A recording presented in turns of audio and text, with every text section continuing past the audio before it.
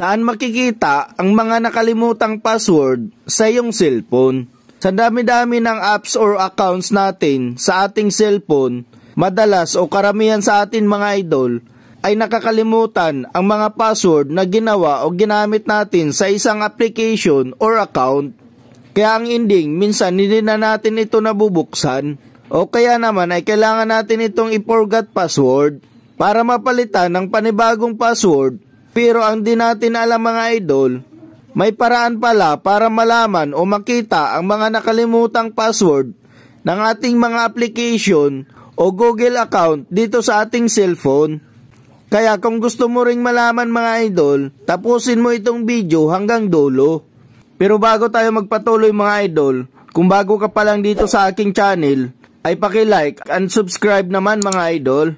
At pindutin mo na rin ang notification bell para lagi kang updated sa tuwing may bago akong video na ina-upload.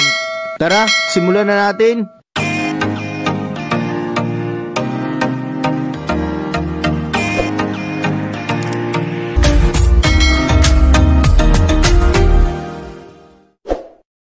Saan nga ba makikita ang mga password dito sa ating cellphone? Dito sa settings ng ating cellphone, hanapin natin ang Google.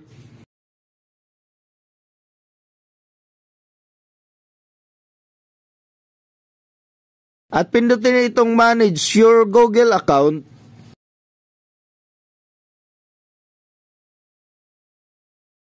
I-swipe lang natin ito mga idol at piliin ang security.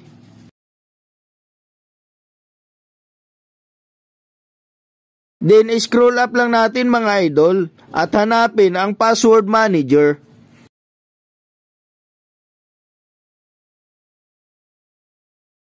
At i-click itong manage password. Dito natin makikita mga idol ang mga apps na ginamitan natin ng password. Piliin nyo lang dito mga idol yung apps na nakalimutan nyo ang password. Halimbawa itong Facebook.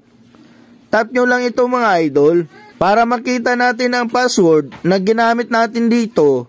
Makikita din dito mga idol ang yung username.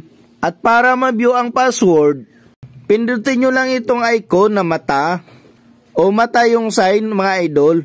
At makikita nyo na ang password na ginamit nyo dito. So kung mapapansin nyo mga idol, lahat ng apps dito sa cellphone na may password ay dito lahat makikita.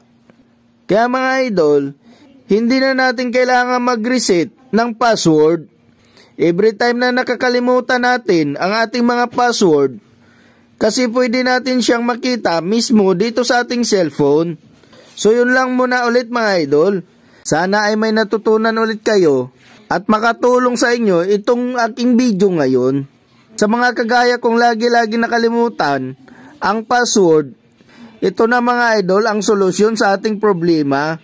Kung gusto nyo pa ng mga ganitong video, for more tips and updates, please subscribe sa aking channel mga idol.